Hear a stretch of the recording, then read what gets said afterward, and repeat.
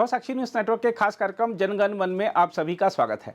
मोदी सरकार ने जब से देश में जातिगत जनगणना कराने का निर्णय लिया है, तब से हर रोज कोई ना कोई राजनीतिक दल प्रधानमंत्री नरेंद्र मोदी को पत्र लिखकर इस संबंध में सुझाव दे रहा है। ताज़ा सुझाव कांग्रेस अध्यक्ष मल्लिकार्जुन खड़गे ने प्रधानमंत्री नरेंद्र मोदी को पत्र लिखकर दिया है। उन्होंने आग्रह किया है कि मोदी सरकार को जातिगत जनगणना के लिए तेलंगाना मॉडल का उपयोग करना चाहिए। इसी तरह प्रधानमंत्री को पत्र लिखकर कोई कह रहा है कि पहले इस वर्ग की गणना करा लो या पहले उस वर्ग की गणना करा लो। ऐसे में सवाल उठता है कि पहले किसकी गणना होनी चाहिए।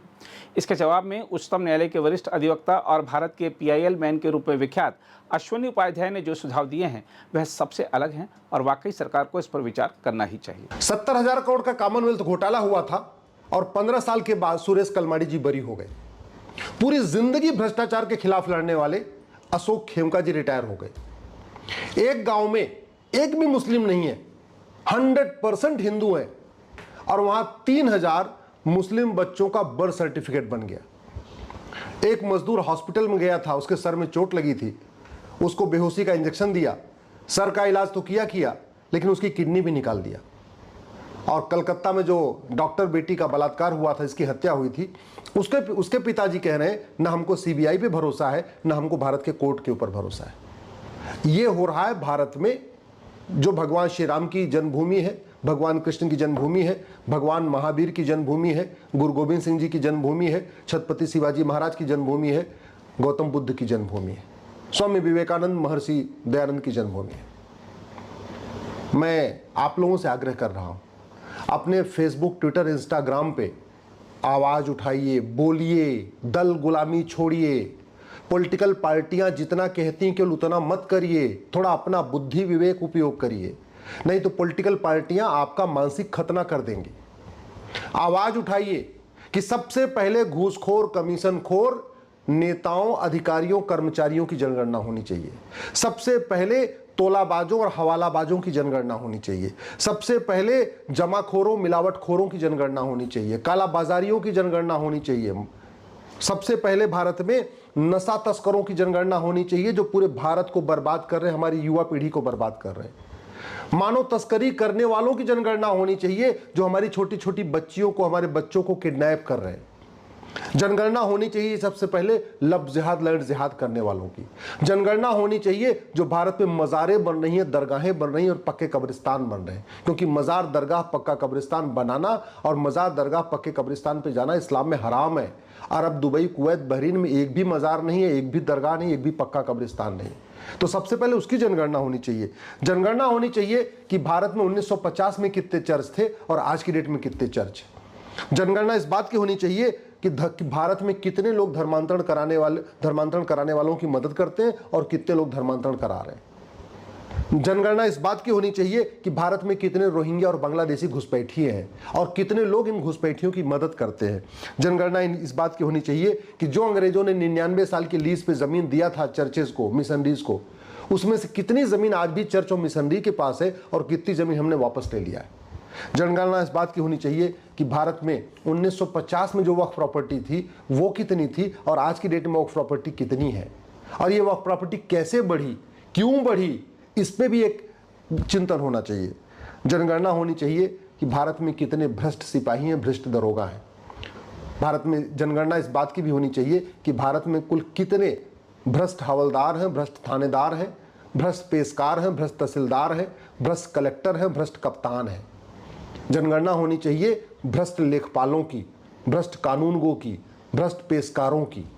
जनगणना होनी चाहिए जासूसों और गद्दारों की।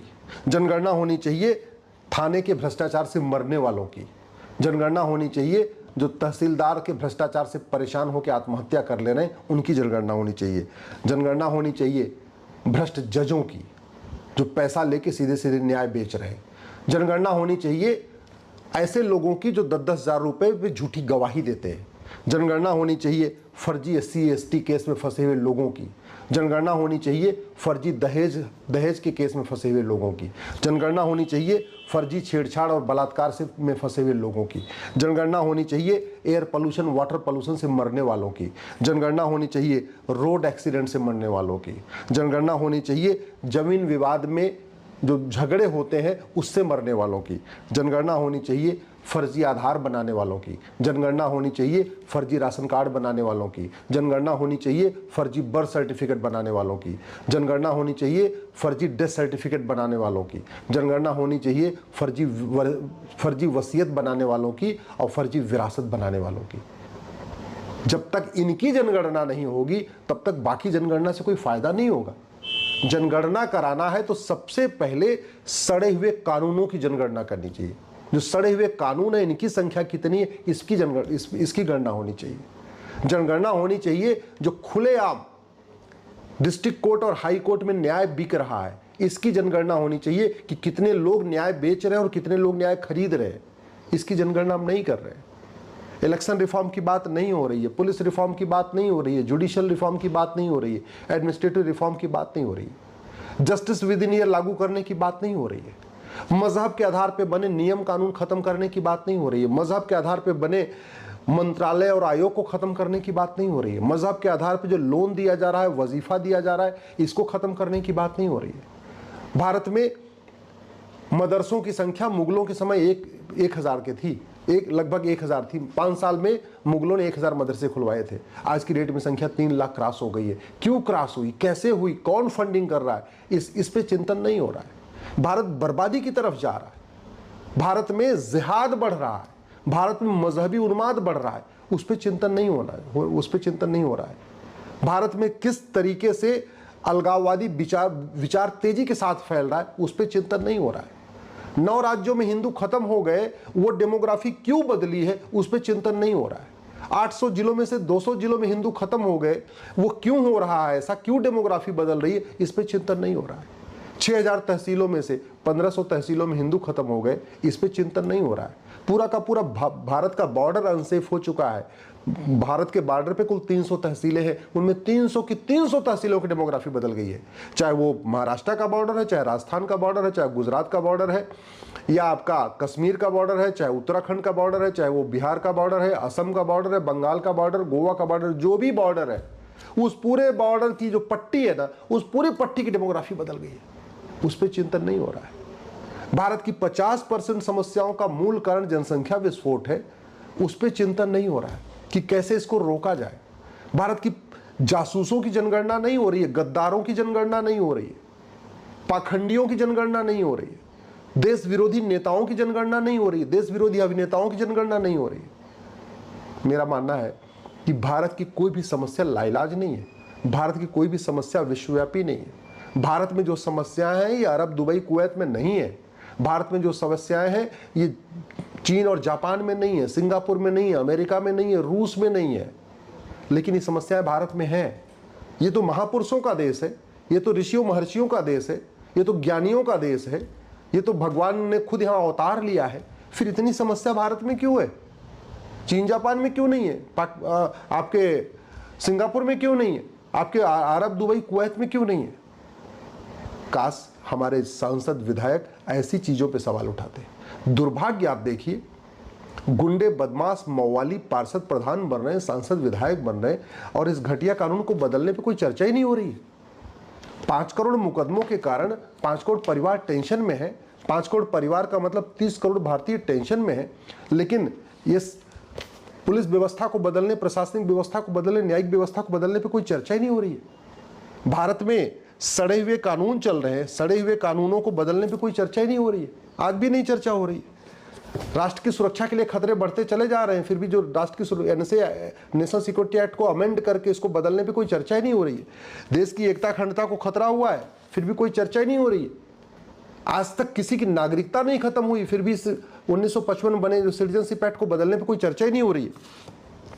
देश की एकता अखंडता के लिए खतरे बढ़ते जा रहे हैं, फिर भी यूएपीए एक्ट को बदलने पर कोई चर्चा ही नहीं हो रही है। भारत में आज भी पुलिस 1861 का पुलिस एक्ट चल रहा है, पुलिस को स्वतंत्र और निष्पक्ष बनाने पे चर्चा नहीं हो रही कि पुलिस स्वतंत्र हो जाए, निष्पक्ष हो जाए। आज की डेट में तो छोटे छोटे काम के लिए सांसद विधायक से फोन कराना पड़ता है, एफआईआर कराने के लिए फोन कराना पड़ता है। बाकी तो छोड़िए, हम क्या एक पुलिस चार्टर लागू नहीं कर सकते, हम पुलिस रिफॉर्म नहीं कर सकते, हम पुलिस को स्वतंत्र और निष्पक्ष नहीं बना सकते हैं क्या?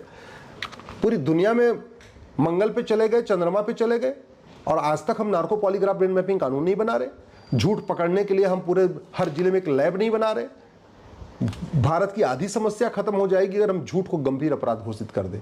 अगर झूठ बोलना, झूठे वादे करना, झूठी शिकायत करना, झूठा एफआईआर कराना, झूठे डॉक्यूमेंट बनवाना, झूठी गवाही देना, झूठी जांच करना, झूठा फैसला देना, झूठा आधार बनवाना, झूठा राशन कार्ड बनवाना, झूठा बर्थ सर्टिफिकेट बनवाना, झूठा डेथ सर्टिफिकेट बनवाना, झूठा एज सर्टिफिकेट बनवाना, झूठा पासपोर्ट बनवाना, झूठा वसीयत बनवाना, झूठा विरासत बनवाना, इसको गंभीर अपराध घोषित कर दे, आधी समस्या खत्म हो जाएगी।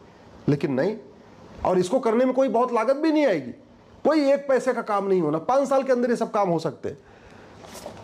एनडीपीएस एक्ट सड़ा हुआ है, पूरे देश में नशा तस्कर अपना कोहराम मचा रहे हैं, स्कूल कॉलेज में सीधे सीधे नशा बेच रहे हैं, फिर भी इस कानून को बदलने पर चर्चा नहीं हो रही। ये पूरे देश में बेनामी लेन देन चल रहा है, कानून महज सड़ा हुआ है, इस कानून को बदलने पर कोई चर्चा नहीं हो रही है। नाम है इसका प्रिवेंशन ऑफ करप्शन एक्ट, कोई करप्शन नहीं बढ़ा रहा है। 70,000 करोड़ का कॉमनवेल्थ घोटाला करने वाले कालमाड़ी छूट गए सबूत के अभाव में। कुछ दिन के बाद 1,76,000 करोड़ का 2G घोटाला करने वाले भी छूट जाएंगे, 1,86,000 करोड़ का कोयला घोटाले करने वाले भी छूट जाएंगे। इस पर कोई चर्चा ही नहीं हो रही। मनी लॉन्ड्रिंग पूरे देश में हाहाकार मचा हुआ है, अलगाववादियों, कट्टरपंथियों, जिहादियों, सबकी फंडिंग मनी लॉन्ड्रिंग के जरिए हो रही है। इस कानून को बदलने में कोई चर्चा ही नहीं हो रही। राइट टू एजुकेशन एक्ट से मदरसों को बाहर निकाल दिया, 2012 में कांग्रेस ने निकाला, इसको बदलने में कोई चर्चा ही नहीं हो रही।